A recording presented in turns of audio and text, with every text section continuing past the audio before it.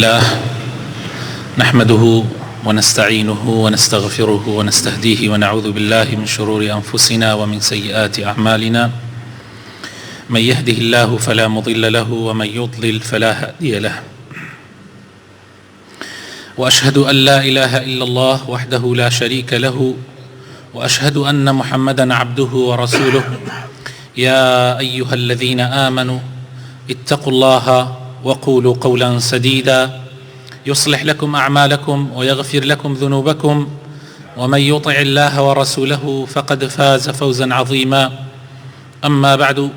فإن أصدق الكلام كتاب الله، وخير الهدي هدي محمد صلى الله عليه وسلم،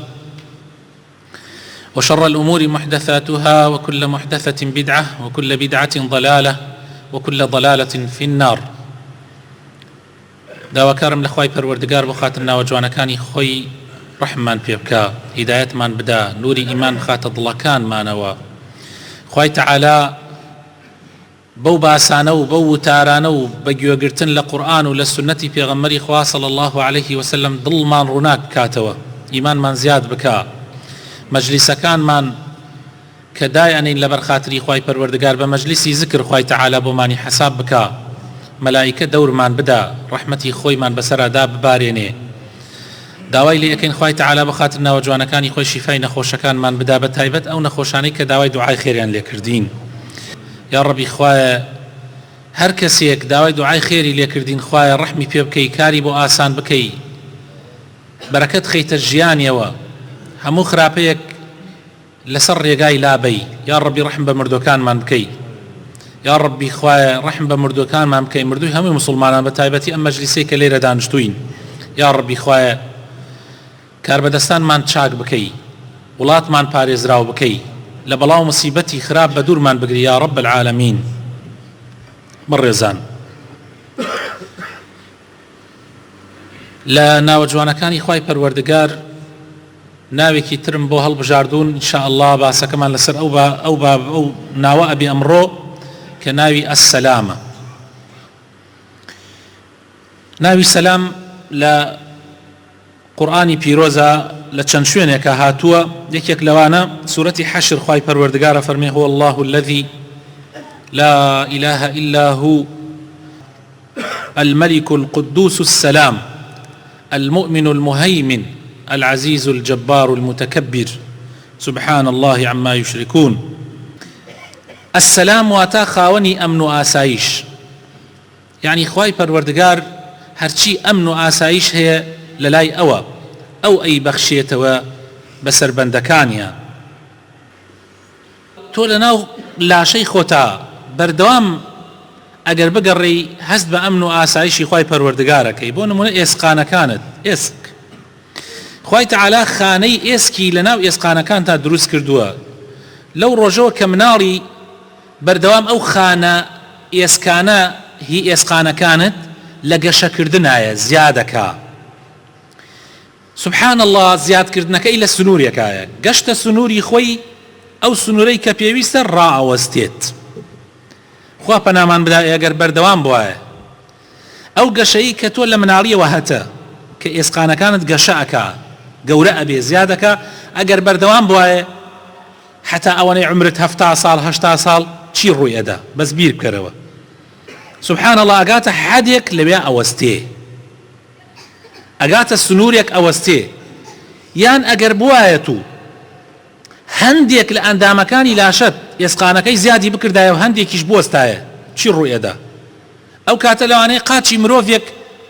ئەم گەڕەکە جێی نەکردایەتەوە، لەوانەیە سەریشی هەر وەک خۆی وابوایە. خوا پەنامان بدا، ئەمە نیعمەتێکی زۆر گەورەیە و خەڵکیش هەر زۆربەی جار ئاگای لێی نییە. گەشەی ئێسقانەکانت، خانەکانی گەشە ئەکات هەتا سنوورێک لە سنووری خۆیان ئەتر ئەوەستێ. زانایان وتویانە ئەو خانانە جاری وایە دوای ئەوەی کە ئینسان جەستەی ئەگاتە حەدێک و ئەوەستێ، جاری وایە 40 دانە ساڵ ئەخەوێ، ئەو خانانە ئەتر ئەخەوێ، حتا ئەو کاتەی کە ئێسقانێکی ئینسان بشکێ، کە هەر کاتێ شکیا ئیتر ئەو خانانە جارێکی تر دێن ئەلەو شوێنە دەسەکەن بە گەشەکردن تاوەکو شکانەکە چاکەکەنەوە. ئەگینا ئەگەر وانە بواە هەر ئێسقانێکت بشکایەتر چاکبوونەوەی نەبوو. طبعا ئەمە یەکێکە لەو نیعمەتانەی کە زۆر جار ئێمە هەستی پێ ناکەین و لە ناوی سەلامە بەرجەستە ئەبێ. تۆ خاوەنی دوو پێی بچووکی و پێشی ڕێەکەی، دوو پێی بچووک پێشی ڕێەکەی، چی تۆی پاراستووە تەوازن؟ هاوسەنگی تۆ بۆ ئەوەی نەکەوی چی ئەتپارێزێ؟ خوای تەعالا سێ قەنەواتی لەناو گوێچکە داخلیەکەت، یعنی ئەو گوێچکەی ناوەوەت، خوای تەعالا سێ قەنەواتی تیا دروست کردووە، ئاوی تیا داناوە، پاشان مووی باریکی تیا داناوە، هاوسەنگی تو ئەپارێزێ. هەر کاتێک وەلایەکە لارۆ ببیتەوە زیاد ئیتر ئەو ئاوای پێدێ یەکسەر ئەو تەڵەمەوە بچکانە ئیشارەت ئەنێرێ بۆ دەماغ کەوا هاوسەنگیت بپارێزێ بۆی نەکەوی. ئەبینی زەلامی ڕائەکا لەسەر ئەو دوو پێ بچووکانە، وەرزش ئەکا، جۆرەها فەن و هونەر ئەنوێنێ و دوو پێی بچووکی هەیە. ئەو قەنەواتانەی ناو گوێچکی ناوەوە ئەگەر نەبوایە ئەو کاتە بۆ ئەوەی ئینسان بتوانێت لەسێر پێی خۆی بوەستێ ئەبوایە هەر پێیەکمان 70 سانتیم دائیری بوایە بۆ ئەوەی بتوانین بۆسین لەسەری، ئەگینا ئەکەوتی.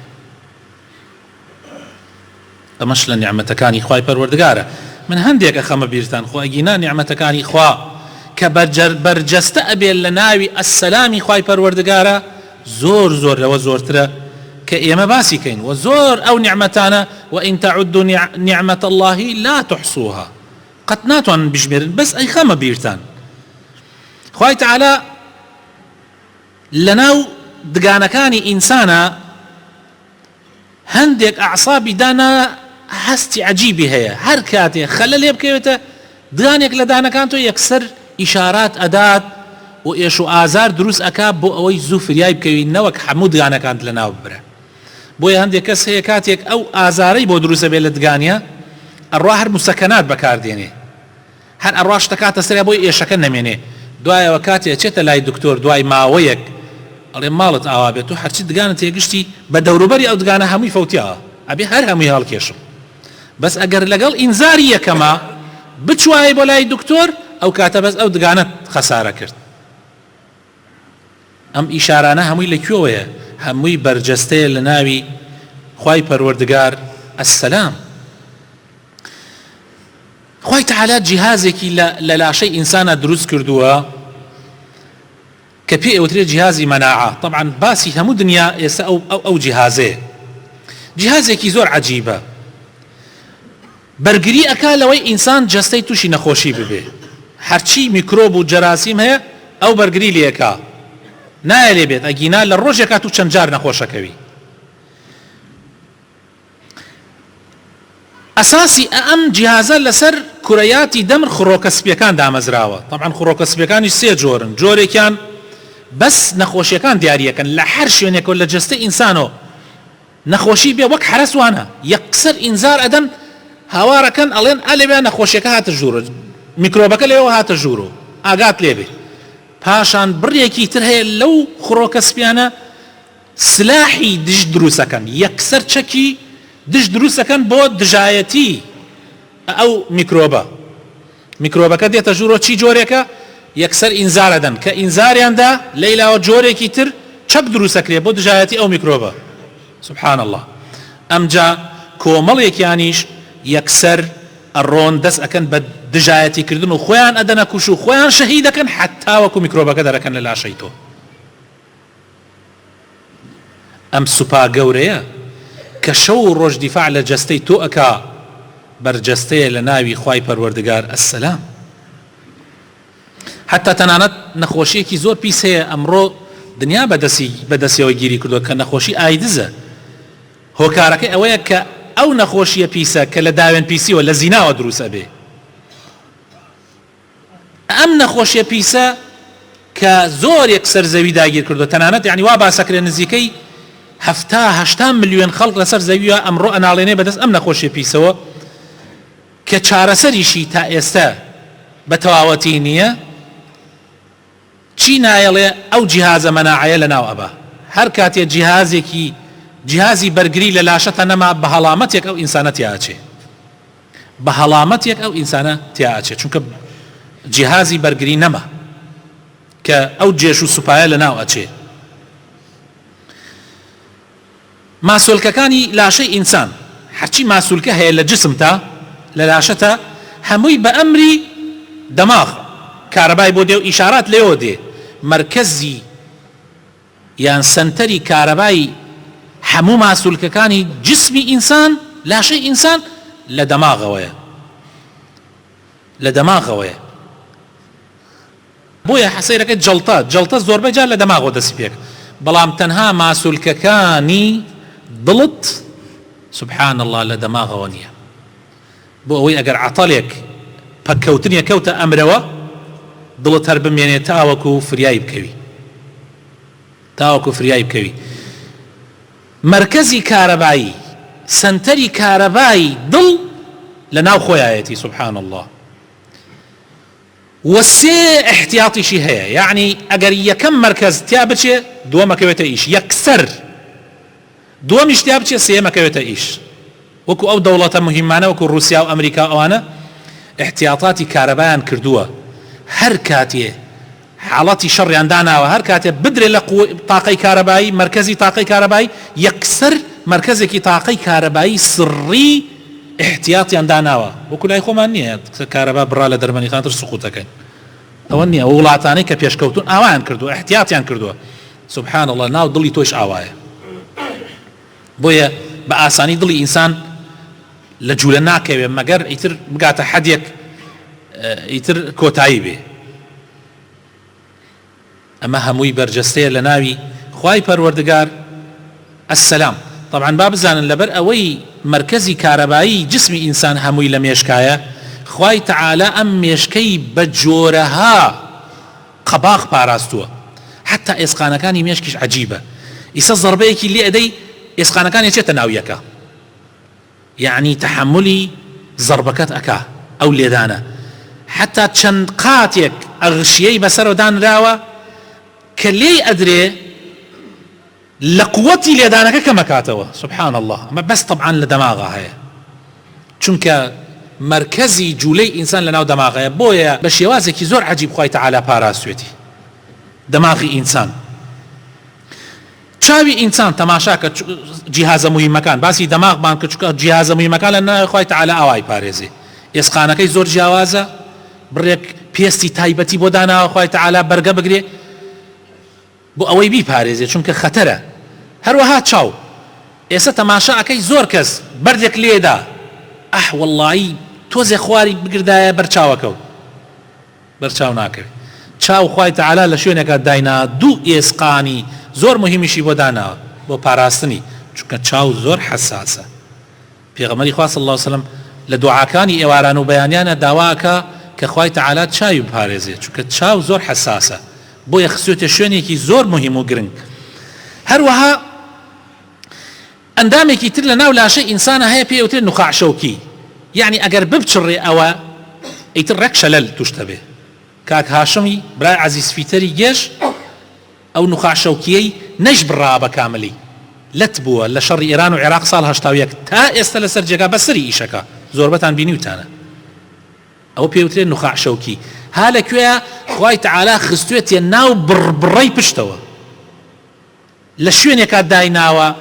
دەگمەن پشتی بەرەکەوێ بۆ پاراستنی چونکە حیاتی ئینسان ئەوە پێ ئەوترێت شادەماری حیاتی ئینسان ئەگەر ببچڕێ هەموو ژیان کۆتایی پێدێ ئینسان وەکو مردووی پێدێ بۆیە خوای تەعالا لەو شوێنە بۆ تۆ پاراستوێتی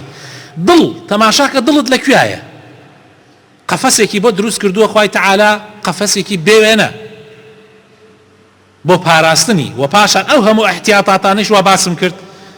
لە مرکزی کارەبایی احتیاطی یەکەم احتیاطی دووەم بۆ ئەوەی بپارێزرێ ئەمانە هەمووی کێ کردوێتی ئەمانە هەمووی خوای پەروەردگار و هەمووی بەرجەستەیە لە ناوی ئەسسەلامە کە خوای تەعالا هێمنی بەجەستەی ئینسان داوە هەموو ئەندامێکی وەڵڵا براینە هەموو ئەندامێک لە ئەندامەکانی ئینسان ئەگەر بڕۆی ورد ببیتەوە بە هەمان شێوەیە نەک تەنها ئینسان بەڵکو دەوروبەریشت تەماشاکە دار تەماشاکە دار طبعا دار خۆراکی یەکەمی دار جگە لە خۆر ئاوە تۆ ئێستا ئەگەر ئاوی دارەکەت نەدەی ماوەی 1 هەفتە 2 هەفتە لە کاتێکا کە پێویستی پێبێ یەکسەر دارەکە نامرێ بەڵکو گڵاکانی سیس ئەبێتەوە ئینزارت پێدا ئاگادار بە منەوە خەریکە ئەمرم خنکام نەتینە ئەگەر ئەوە گڵاکانی تیا بچێ هەر ئاوی نەدەی ئەمجا لقی گڵاکان سیس ئەبێتەوە ئەمجا لقە ڕئیسیەکان ئەمجا بنەتۆی دارەکە بنەچەکەی آخر شت ئیتر کە دارەکە ئەمرێ ڕەگەکەیەتی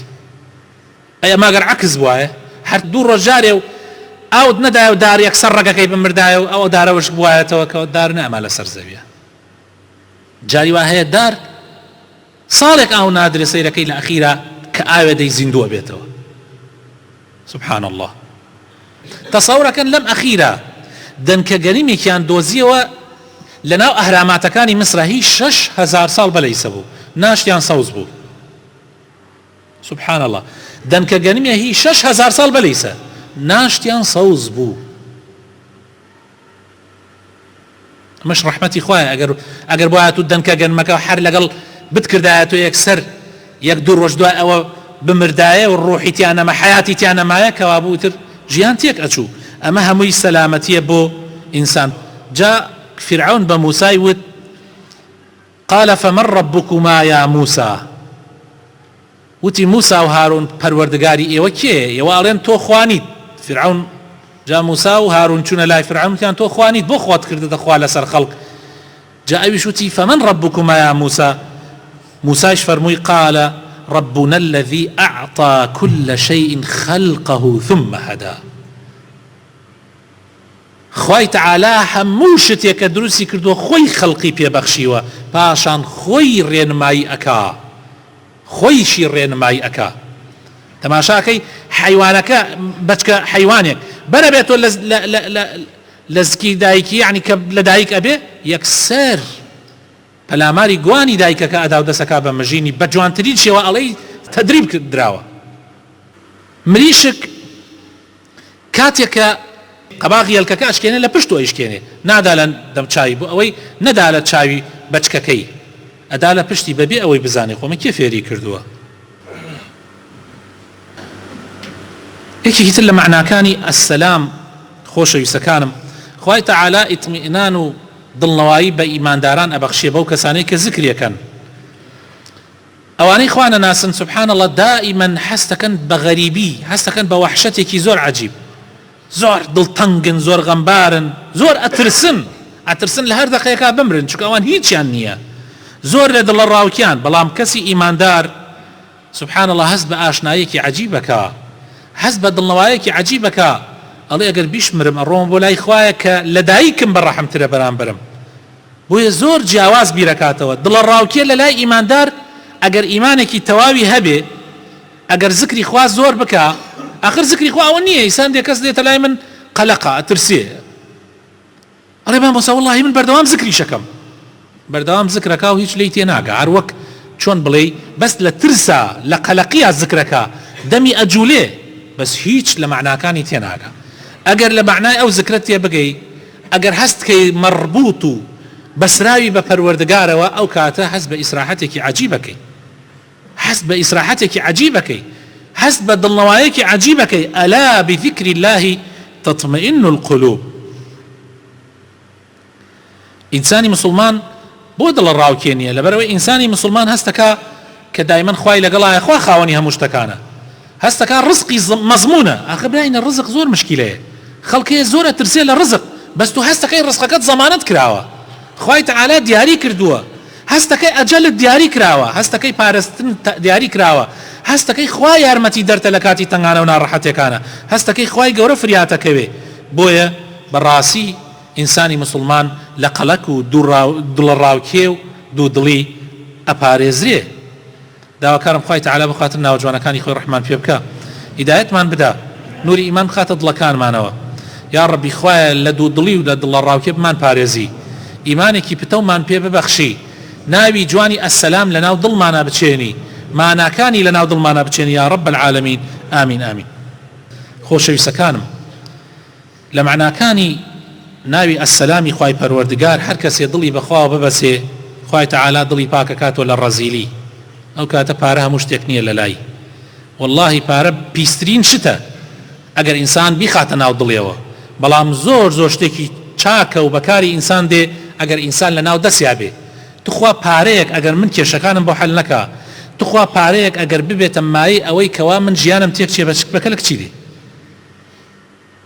خۆی پارە بۆ ئەوەیە من بەختەوەر بم ئاخر دەی من پارە ببێتە سەبەبێک کەوا من بەدبەختم کە ئاخر دەیتر چی سوودێکی هەیە هەر کەسێ دڵ ببەسێتە خوای تەعالا و خوای تەعالا دڵی پاکەکاتەوە لە حقد لە بغض لە حەسوودی ئاخر براینە حەسەن ئەوە نییە کابرا حاجیە یا کابرا مەلایە یا کابرا مەسەلەن بۆ منە زاهیر ئیسلامەتی پێوە دیارە بە شکڵی لەوانەیە وا بێوە شکڵ بەڵام نەبەسرێتە خواوە بەخوا پێنج فەرزەی نوێژەکانیش حەساو نییە کابرا لەیرشە نوێژ بکە لە ڕیزی یەکەمیش نوێژ بکە واللهی دڵ نەبەسیتە خواوە هەر وەک ئەوە وایە چۆن ئەڕۆی بۆ قاعە بە وەرزش هەر وەک ئەوە وایە نوێژ بۆ ئەوەیە تۆ ببەسرێتە خواوە ئەی کاکە کە تۆ سەیرەکەی نوێژەکەی شتێکە و عەمەلەکانی شتێکە ئەی واللهی ئەمە من وا هەست دەکەم ئەو کەسانە نەبەسراونەتە خواوە ڕەبتیان نییە لەگەڵ خوایە ئەگینە هەر کەسێ ببەسرێتە ئەسسەلامەوە چۆن دڵی سەلامەت نابێ چۆن دڵی سەلامەت نابێ ئەو سەحابە کە زۆر جار من بۆتانم باس کردووە کە پێغەمبەر فەرمووی صلی الله عليه وسلم فەرمووی ئێستا دێتە ناو پیاوێ دێتە ناو مزگەوتەوە ئەهلی بەهەشتە سەیریان کرد پیاوێ جووتێ نەعلیا بەدەستەوە دەستنوێژی گرتووە و هاتە ناو مزگەوتەوە عجایب ئەمە نە ئەبوو بەکرە نە عومەرە نە عوسمانە دوای بەیانی پێغەمبەر صلی الله عليه وسلم هەر وای فەرموو تەماشایان کرد نەفی الزەلاماتە ژوورەوە سێم ڕۆژ هەر وایان فەرموو وای فەرموو سەیریان کرد هەر نەفی الزەلاماتە مزگەوتەوە سەحابەیەک ئەکەوێتە شوێنی بزانم پیاوە چییە کە تا منیش وەک ئەو بکەم لە ماڵیانە ئەمێنێتەوە سێ ڕۆژ سێ شەو لەگەڵیا ئەخەوێت لەگەڵیا هەڵەسێ تەماشاکان پیاوە وەک مسلمانانی ترە لە عەمەلە دێ نوێژەکانێکا و ئەچێت و ئەخەوێت و هەڵەسێ شەو جارجار شەو نوێژیەکا و تا پیاوێکی زۆر ئاسایی دیارە بەپێی شکڵی دوای ئەو پرسیاری لێکاڵێ واللهی من بۆیە هاتم بۆ ماڵتان ئەمە مەوزوعەکە بوو پێغەمبەر صلی الله عليه وسلم سێ جار فەرمووی ئیسا ئەهلی بەهەشت کەسێک دێتە ناو ئەهلی بەهەشتە ئەی تۆ چیت کردووە لە ئێمە زیاتر هەست دەکەم هەر وەک ئێمە وای تی واللهی هەر ئەمەیە کە ئەیبینی بەس کاتێک کە سەحابەکە ڕۆیشت بانگی کردو فەرمووی واللهی یەک شتێک هەیە لەوانەیە ئەوە بێ وتی چییە وتی واللهی کاتێک ئەخەوم دڵم پاکەکەمەوە لە بەرامبەر هەرچی مسلمانان هەیە گردنی هەر هەمویان ئازاک بە حقد و بغض و قین و ناخەوم پڕ ناو دڵم لە قین و بغض بێ فەرمووی ئەوەیە ئەو بە دڵپاکی بردیەوەی براینە هەر ئەوەیە کە خوای تەعالا ئەفەرمێ لە قورئانی پیرۆزە ئەفەرمێ يوم لا ينفع مال ولا بنون إلا من أتى الله بقلب سليم قلبی سەلیم ئەوەیە کە دڵت سەلامەت بێ خۆی خۆشەویستەکانم هەرچی ژیانی ئێمەیە بەسراوەتە دڵەوە دڵت سەلامەت بێ ئەیبەیتەوە بۆیە ئەبێ زۆر هەوڵ بدەین ئەو دڵە پاککەینەوە و پاکردنەوەشی طبعا بەوە ئەبێ کە ئێمە دائیمەن هەست بەوە بکەین کە خوای گەورە لەگەڵمانە هەست بەوە بکەین کە خوای تەعالا چاودێرمانە هەست بەوە بکەین کە خوا خاوەنی هەموو شتەکانە